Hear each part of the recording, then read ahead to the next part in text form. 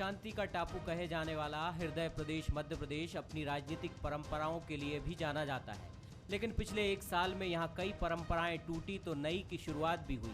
एक बार फिर इसका नज़ारा पक्ष और विपक्ष की तरफ से विधानसभा के बजट सत्र के पहले दिन सामने आया। सदन में बीजेपी के वरिष्ठ विधायक गिरीश गौतम का अध्यक्ष पद पर निर्विरोध रूप से चुनाव हुआ। बीजेपी ने लोकतंत्र के मंदिर में एक ऐसे मुखिया को बैठाया है जो डाउन टू अर्थ हैं, लंबे राजनीतिक अनुभव वाले हैं, संविधान के विशेषज्ञ भी हैं। अब ईश्वर ने और हमारी पार्टी संगठन ने हमको अवसर दिया, तो मैं चाहता ही हूँ कि वाद विवाद कम हो, संवाद ज़्यादा हो। वाद विवाद से दोनों बोलते हैं, समझ में किसी का नहीं आता। संवाद में एक बोलता है, दूसरा सुनता है, दूसरा बोलता है, फिर सुनता है, फिर उसका जो परिणाम निकलता है पूरे प्रदेश को मिल सकता है। उसका फल माने परिणाम फल जो है पूरे प्रदेश को मिल सकता है। सदन में विपक्ष ने भी परंपराओं को निभाने में कोताही नहीं बरती। नेता प्रतिपक्ष कमलनाथ चोटिल होने के बावजूद सदन में उपस्थित होकर नए स्पीकर का स्वागत करने पहुंचे। न सिर्फ स्पीकर बल्कि प्रदेश की संसदीय परंपराओं में सबसे लंबे तक प्रोटेम स्पीकर रहने वाले वरिष्ठ विधायक रामेश्वर शर्मा का स्वागत भी उन्होंने किया। उनका ये जज्बा प्रदेश के राजनीतिक इतिहास में ये किसी मिसाल से कम नहीं। मैं यहाँ आ नहीं रहा था, पर अध्यक्ष के चुनाव के लिए, उनके सम्मान के लिए ये जो परंपरा है, मैं आज उपस्थित हुआ हूँ। इसके पहले सदन के नेता मुख्यमंत्री शिवराज सिंह चौहान ने भी स्वार्थ का परिचय दिया। मुख्यमंत्री नेता प्रतिपक्ष कमलनाथ से मिलने उनके निवास पहुंचे और इंदौर के अस्पताल की लिफ्ट में घायल होने पर उनका हालचाल जाना। नेता प्रतिपक्ष जी भी उस लिफ्ट में थे, इसलिए मैं उनकी कुशल क्षेम जानने आज उनके निवास पर गया था। वो स्वस्थ हैं, लेकिन मैंने कहा कि चेकअप पूरा करवाइए। और लिफ्ट गिरने की घटना की मैंने जांच के निर्देश दिए हैं। लेकिन ऐसा भी नहीं है कि एमपी की समृद्ध संसदीय परंपराओं को तोड़ा मरोड़ा नहीं गया हो। पिछली कांग्रेस सरकार में विधानसभा उपाध्यक्ष पद को लेकर जो घटनाक्रम हुआ, उसका साया अब भी मंडरा रहा है। उपाध्यक्ष पद को लेकर पक्ष विपक्ष में रस्साकशी जारी है। मुझे इस बात का दुख है कि पिछले अध्यक्ष के चुनाव में परंपरा के विपरीत भारतीय जनता पार्टी ने उम्मीदवार खड़ा किया था। परंपराएं बड़ी मुश्किल से बनती हैं और परंपरा हमेशा रही है कि अध्यक्ष सरकार का रहता है और उपाध्यक्ष विपक्ष का रहता है। आप भी उपाध्यक्ष का पद हमें दो, उन्होंने नहीं दिया। परंपरा उनने तोड़ी है, नई परंपरा डाली है, हम निर्वहन करेंगे। अल्पमत की सरकार थी वो, बहुमत की सरकार नहीं थी। और जब अल्पमत की सरकार होती है तो भ्रम की स्थिति रहती है, तब चुनाव बनता है। ये बहुमत की सरकार है, अल्पमत की सरकार नहीं। स्पीकर का चुनाव हो गया। लोकतंत्र के संरक्षक के तौर पर निष्पक्ष रूप से वे अपनी भूमिका भी निभाएंगे, लेकिन इस बात से किसी को इनकार नहीं होगा कि मौजूदा राजनीतिक दौर में मान्यताएं और परंपराएं हाशिए पर हैं। ऐसे में बजट सत्र के आने वाले दिनों में सदन शांतिपूर्ण चलेगा, इस पर आशंकाओं के बादल मंडरा रहे हैं। जुगल किशोर शर्मा के साथ विजय मांडगे, बंसल न्यूज, भोपाल। नमस्कार, मैं हूं शरद द्विवेदी और हमारा आज का मुद्दा है परंपरा जो तोड़ी न जाए। परंपरा वाकई एक बहुमूल्य थाती है, धरोहर है, और यही वजह है कि आप और हम सब उन परंपराओं को जो हर दृष्टि से उपयोगी हैं, चाहे वो कितने वर्ष पहले, शताब्दी पहले भी क्यों ना बनी हो, सदियों पहले भी क्यों ना बनी हो, और ऐसी परंपराओं को हम सब बहुत गौरवशाली तरीके से न सिर्फ परिवार में आनुवंशिक रूप से ग्रहण करके आगे बढ़ते हैं, बल्कि किसी समाज में, किसी व्यवस्था में या लोकतंत्र के मंदिरों, लोकसभा, राज्यसभा और विधानसभाओं में भी इन परंपराओं का पूरी तरह से पालन किया जाता है। करीब करीब एक साल पहले हमने मध्य प्रदेश में लोकतंत्र के एक ऐसे स्वरूप को देखा जो हर दृष्टि से चुनौतीपूर्ण इस मायने में था कि जहां पक्ष और विपक्ष एक दूसरे पर हमला करते हुए कोई कोर कसर नहीं छोड़ रहे थे और दोनों का आरोप था कि लोकतंत्र का हरण करने में उनकी भूमिका है। और उसी के साथ कई और घटनाएं भी ऐसी हुई जिनको लेकर ऐसा लगा कि अब मध्य प्रदेश की राजनीति का सौहार्द पूरी तरह से चकनाचूर हो गया। क्या राजनेताओं का जो सम्मान एक दूसरे के मन में और ख़ासतौर से मध्य प्रदेश में परंपरा से रहा है, क्या उसको बहुत चोट पहुंची है? लेकिन ये तमाम चीज़ें जिस तरह से चलती रहीं आगे और मन में ये विश्वास कमज़ोर होता रहा कि कहीं ऐसा ना हो कि ये एक ऐसी स्थिति में पहुंच जाए जहां सब कुछ बहुत ही चुनौतीपूर्ण हो। लेकिन अगर बात करें एक साल बाद के घटनाक्रम की, 2020 की तुलना में 2021 से अगर हम तुलना करें तो एक सकारात्मक परिवेश में शुरुआत हुई है। बीती ताही बिसार के आगे की सुधीले, लेकिन कुछ बिंदु हैं जैसा उपाध्यक्ष का हमने आपको दिखाया। लेकिन ये जिम्मेदारी जितनी कमलनाथ जी की है उतनी ही शिवराज सिंह चौहान की है और उतनी ही बीजेपी और कांग्रेस के तमाम जनप्रतिनिधियों की है, जिनकी भूमिका मध्य प्रदेश की राजनीति के सौहार्दपूर्ण पक्ष को हमेशा आगे रखने की रही है। तो आज हम इसी थोड़े दार्शनिक पक्ष से जुड़े विषय को लेकर बात करेंगे। जो मेहमान हमारे साथ हैं उनसे मुलाकात कर लीजिए। मेरे साथ भोपाल स्टूडियो में हैं गिरीश उपाध्याय जी, वरिष्ठ पत्रकार और एक मौलिक चिंतक के तौर पर भी मैं उनको देखता हूं और उनका अभी सोशल मीडिया पर एक काम बड़ा चर्चा में रहा है। उन्होंने करीब करीब शतक लगाया है नई कहावतों का, जो उनके अपने मौलिक सृजन से उपजी हैं और ये कहावतें उनकी चिंता से भी उपजी हैं। उन्होंने पाया है कि बहुत कम शब्दों में, जैसे एक शेर अपनी बात कहता है, एक कहावत भी अपनी बात पूरी तरह से कह जाती है। तो एक तरह से हिंदी साहित्य और हमारी बोली भाषा की परंपरा को उन्होंने समृद्ध किया है। बहुत धन्यवाद गिरीश जी इसके लिए आपको। धन्यवाद आपको। मेरे साथ हैं बीजेपी के वरिष्ठ नेता, पूर्व विधायक विंध्य की वाणी शंकर लाल तिवारी जी, उनका मैं बहुत स्वागत करता हूं। और साथ ही कांग्रेस के सीनियर लीडर, पूर्व कैबिनेट मंत्री और वो भी एक विचारक हैं, राजनीति के ही सही, चौधरी राकेश सिंह चतुर्वेदी, उनका भी मैं बहुत स्वागत करता हूँ। गिरीश जी, पहली टिप्पणी लेकर मैं आगे बढ़ता हूँ आपकी। किस तरह आप देखते हैं, बहुत पानी बहा है नर्मदा का मध्य प्रदेश की राजनीति में 2018 से 2021 तक, लेकिन 2020 से 2021 तक राजनीतिक मूल्य और मर्यादाओं के कई तटबंध टूटे, लेकिन अब फिर उम्मीद बंधी है कि चीज़ें लौट रही हैं। अभी हालांकि ये कहने से मैं रुकना चाहूँगा कि देर आए दुरुस्त आए, आप कैसे देखते हैं? शरद जी, सबसे पहले तो मैं आपको और आपकी पूरी टीम को शुभकामनाएं दूंगा और ये भी कहूँगा कि पिछले एक साल के, मैं आपके स्टूडियो में करीब 1.25 साल बाद आ रहा हूँ। जी। पूरे कोरोना पीरियड में यहाँ आने का मौका नहीं मिला और जैसी स्थितियाँ थी, तो आपकी पूरी टीम ने जिस दौरान काम किया उसके लिए आप भी और आपकी पूरी टीम बधाई की पात्र है जी। जहाँ तक आपने कहा कि जो परंपराएं बनती हैं, परंपराएं उनके निर्वहन की बात होती है, तो देखिए परंपराएं बनती हैं ज़रूर, लेकिन वो इस आशा के साथ बनती हैं कि लोग उसका निर्वाह करेंगे।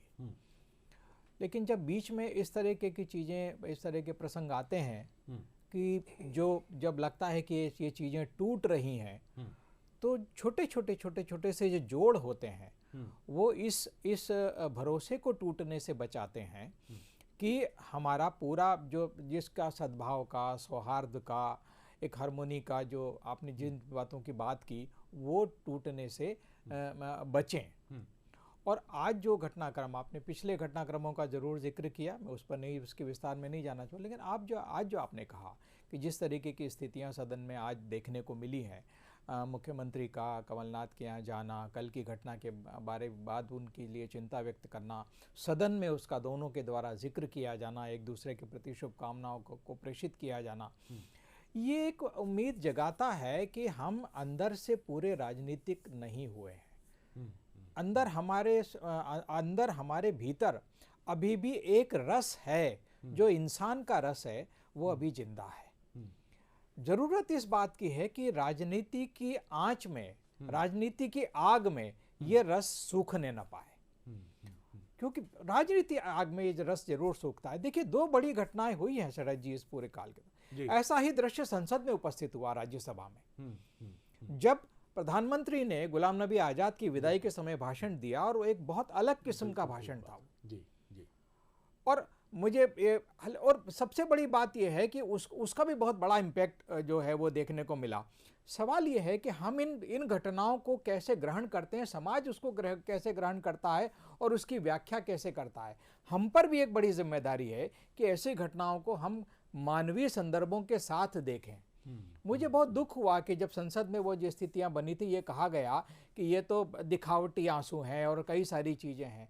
ठीक है, अगर राजनीति भी है तो मैं एक ही बात कहूँगा कि बेहतर है कि खून और तलवार के साथ राजनीति करने के बजाय आंसू और मुस्कुराहट के साथ राजनीति हो। क्या बात है, बहुत बहुत अच्छी बात और बहुत सकारात्मक बात आपने की है।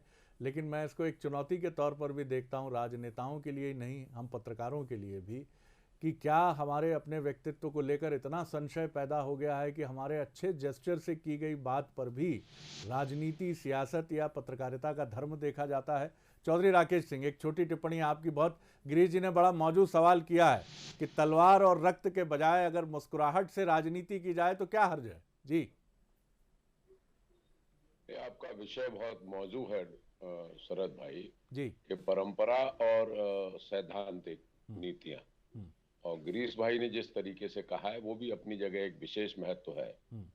लेकिन संसदीय परंपराएं संसदीय उससे भी चलती है, नियमों से, और परंपरा इसमें बहुत प्रमुख है। हमने सदन में रह के कई वर्षों में ये समझा है कि कई सम्मानजनक बातें परंपरा के अनुसार चलाई जाती हैं। जी, अगर एक बार कौल शक्दर में या संसदीय प्रक्रिया में कोई विषय नहीं है तो हाउस ये मानता है कि हमारे इस हाउस की परंपरा है, इसलिए हम इसका निर्वहन करते हैं। और एक अच्छे पार्लियामेंटेरियन प्रैक्टिस के लिए, एक अच्छे हाउस में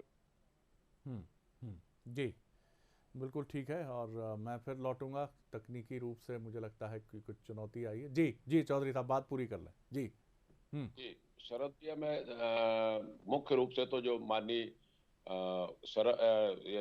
गिरीश भाई जो है स्पीकर चुने गए, मैं उनको बधाई देता हूं। और मैं उनका वक्तव्य आपके चैनल पे सुन रहा था, उन्होंने कहा है कि वाद विवाद नहीं होना चाहिए, संवाद होना चाहिए। जी, मैं ऐसी विचारधारा का स्वागत करता हूं।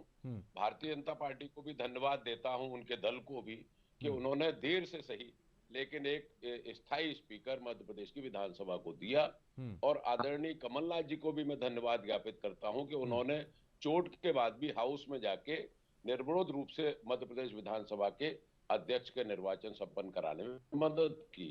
बिल्कुल, ये बात सत्य है कि हाउस परंपरा के अनुसार चलता है। आपका जो मुख्य शब्द है, मैंने कौल शक्दर पढ़ी, मैंने संसदीय प्रक्रिया पढ़ी और सारी चीजें पढ़ी, लेकिन अंत में उसमें जो विशेष बात है कि ये सदन परंपरा के अनुसार भी इसका निर्वहन किया जाता है।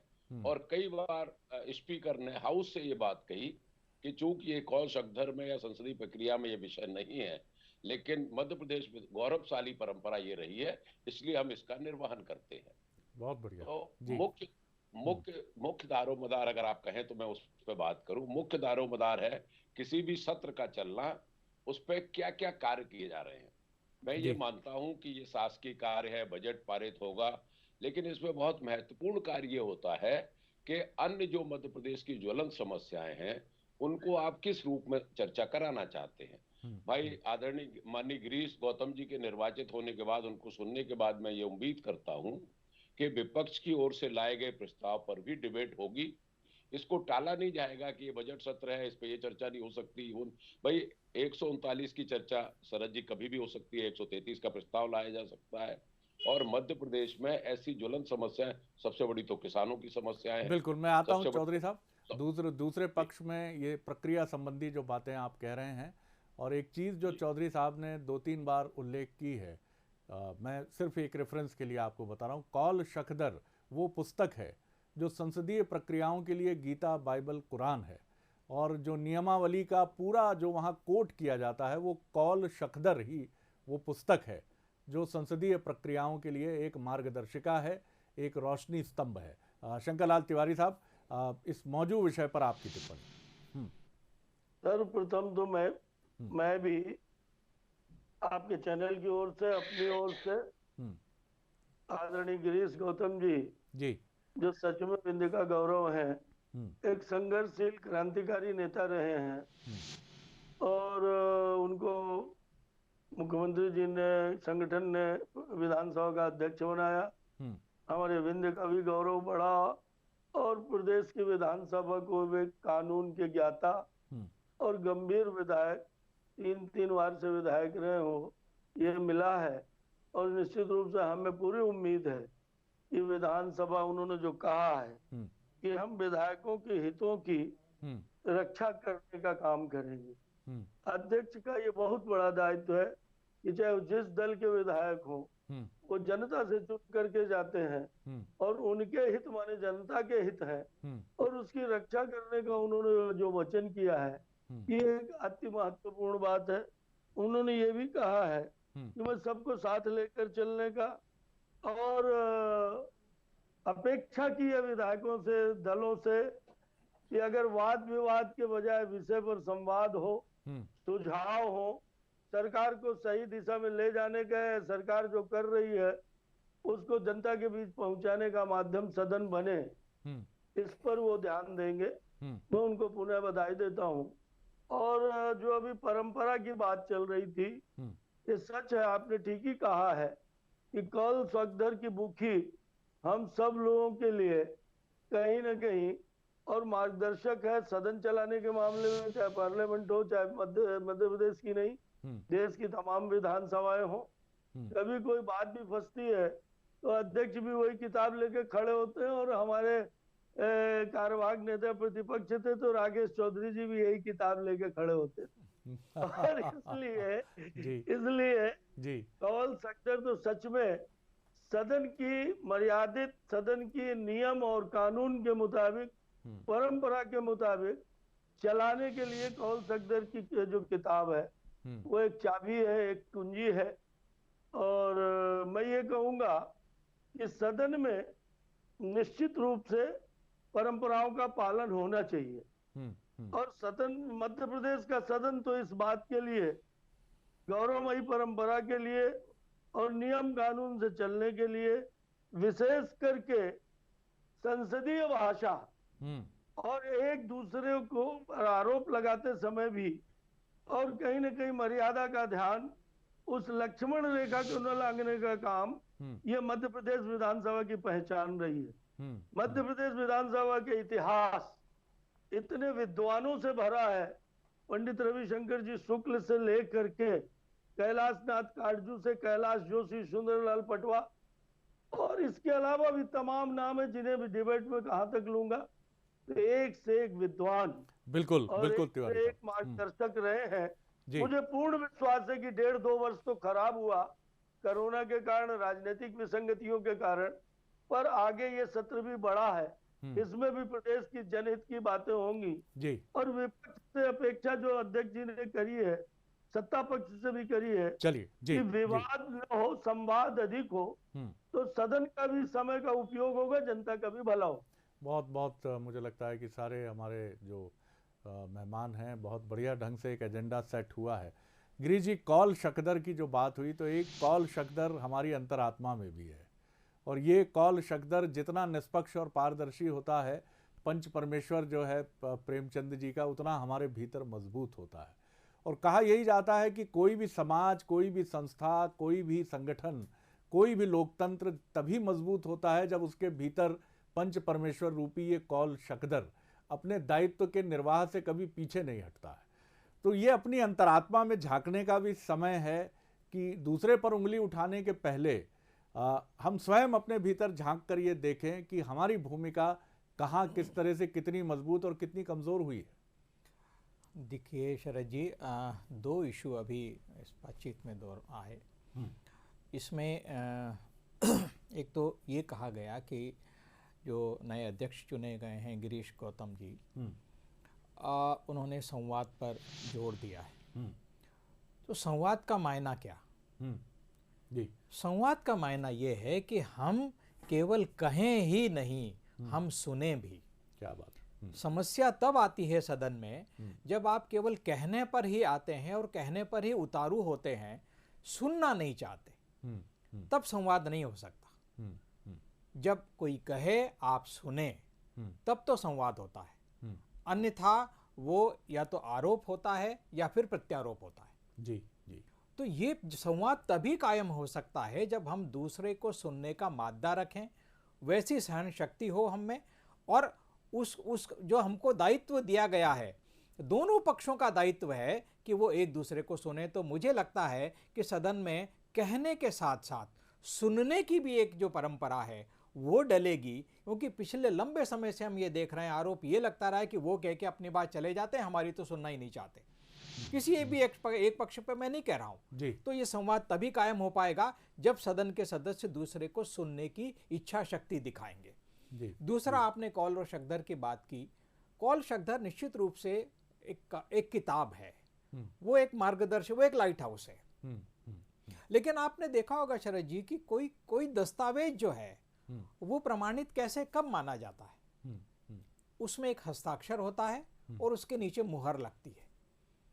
तो कानून जो है, कौल शक्धर जो है वो मुहर है, लेकिन जो हस्ताक्षर है वो परंपरा है। वाह। और हस्ताक्षर को मैंने परंपरा इसलिए कहा कि हस्ताक्षर में एक मानवीय तत्व इन्वॉल्व होता है।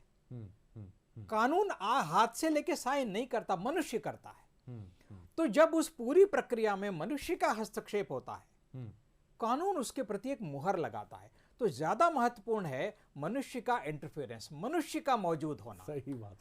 और जब सदन में आप मनुष्य के रूप में मौजूद होंगे तब परंपराएं डलेंगी। और परंपरा जो आपने कहा कि जब परंपरा आप डालने जाते हैं, आसंदी पर जब आप होते हैं, तब आप पंच परमेश्वर होते हैं।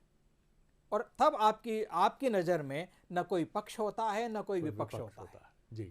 वो सब आपके लिए समान होते हैं और आपका दायित्व होता है कि आप सबको सुने, सबको अपनी बात कहने का मौका दें।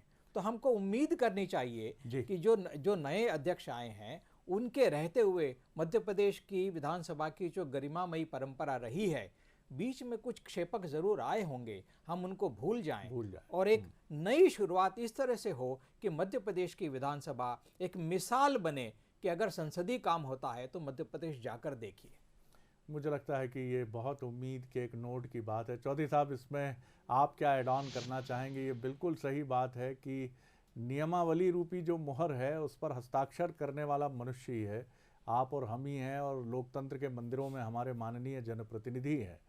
तो वो हस्ताक्षर जितनी पवित्रता से होंगे, जितनी शुचिता से होंगे, जितनी गरिमा से होंगे और अंतरात्मा की आवाज़ पर सत्यता से होंगे, उतनी ज़्यादा हमारी ये लोकतंत्र के जो मंदिर हैं ये जनता के प्रति अपनी जवाबदेही को पूरी कॉम्पिटेंस के साथ निभा पाएंगे। जी बेशक बेशक, अगर सही परंपरा और सही नियमों के अनुसार लोगों की बात सुनी जाएगी। आदरणीय शरद भाई, मैंने कौल शक्धर पढ़ी, उसमें एक जगह ये लिखा हुआ था, सामान्य तौर से किसी बच्चे को अगर ये बताएं कि स्पीकर, तो वे समझेगा स्पीकर मतलब बोलने वाला। लेकिन कौल शक्धर में ये लिखा हुआ है कि जो सबसे कम बोलने वाला होगा वो अच्छा स्पीकर होगा।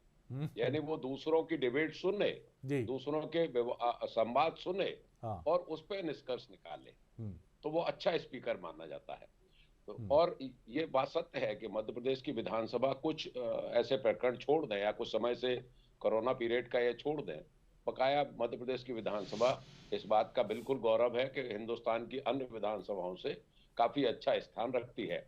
मैं आदरणीय उपाध्याय जी की एक बात को शुरू में जो आपने कही है कि आंसू और उस पर बात की गई थी, मैं ये मानता हूं संसदीय डिबेट में आप विदाई के समय अगर आंसू बहाएंगे तो सम्मान आदरणीय है और आपके सब तरीके से सम्मानित किया जाएगा।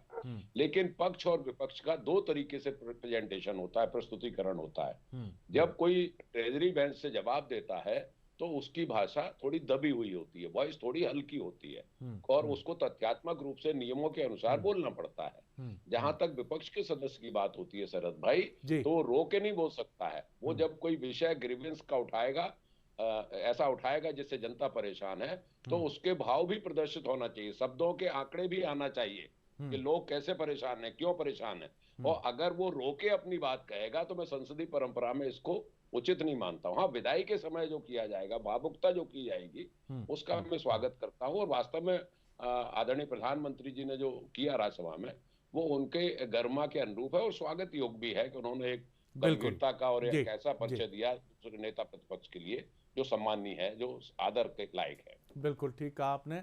और आपकी एक टिप्पणी बहुत महत्वपूर्ण है कि जो सबसे कम बोले वो स्पीकर है। तो मैं यही सोच रहा था, एक विचार कौंधा मन में कि इस ब्रह्मांड का सर्वश्रेष्ठ स्पीकर ईश्वर इसीलिए है कि हम सब ये कहते हैं कि उसकी लाठी में आवाज़ नहीं है। बोलता ही नहीं है वो, इतना इतना श्रेष्ठ स्पीकर है तिवारी साहब जी। नहीं, आज तो बहस बहुत ही शानदार जी और बहुत सही मुद्दों पर हो रही है, और इसके लिए मेरे दोनों मित्र गिरीश जी, अपने उपाध्याय जी और राकेश जी को धन्यवाद। आप तो संचालन कर रहे हैं, आप भी इसके लिए जिम्मेदार हैं तिवारी साहब जी। मैं कोशिश कर रहा हूँ आपके साथ देने की जी। देखिए, बहुत अच्छी बात कही आदरणीय गिरीश उपाध्याय जी ने कि यदि सुनेंगे लोग तो मैं सोचता हूँ कि बात कहने का कोई मतलब निकलेगा। हम कुछ भी विधानसभा में पक्ष के नाते बोलते रहे, विपक्ष के नाते बोलते रहे, पर अगर सुनने वालों का ध्यान कहीं और है। कई बार मुझे याद है कि ट्रेजरी बेंच के लिए विधानसभा में इशारा होता है कि कोई मंत्री नहीं बैठा, और कम से कम उस विभाग का मंत्री तो नहीं ही बैठा है जिस विभाग की चर्चाएं चल रही जी। कई बार संसदीय मंत्री कहते हैं कि नहीं मैं सुन रहा हूं उनके बदले। कई बार ये स्थिति बनती है जी कि जैसा कि अभी राकेश जी ने बड़ी अच्छी बात कही, वो विपक्ष में रहे, तो मैं कहता हूँ ठीक कह रहे, पर मैं चौधरी जी आपसे विनती पूर्वक कहूँ कि कई बार विपक्ष के विधायक भी जब अत्यंत लोमहर्षक घटनाएं होती हैं, आपने भी देखा सुना होगा, मैंने भी देखा सुना है, अति अन्याय अत्याचार पूर्ण कोई कुकृत्य होते हैं, तो फिर उस स्थिति में विपक्ष का विधायक भी फूट फूट कर रोता है विधानसभा में।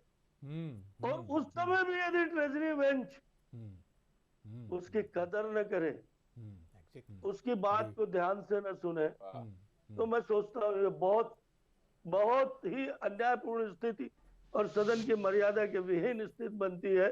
ये सच है कि विपक्ष में बैठने वाला विधायक सत्तारूढ़ दल को आईना दिखाता है, और इसलिए वो थोड़ी सा भाव भी प्रदर्शित करेगा। परशुराम का संवाद परशुराम के हिसाब से होगा, लक्ष्मण का लक्ष्मण के हिसाब से होगा, और धनुष यज्ञ में राम का संवाद राम के हिसाब से होगा। सत्तारूढ़ दल की जो बेंच है, मैं यहाँ जरा सा जरूर चौधरी जी से कहूंगा कि जब प्रश्न का उत्तर सही नहीं होता आपके पास, आप भी मंत्री रहे, जब कोई सही जवाब नहीं होता, ये सरकार कहीं ना कहीं कुछ फंसती नजर आती है, तब तो जरूर मंत्री की आवाज भी दबी दबी ट्रेजरी बेंच की होती है।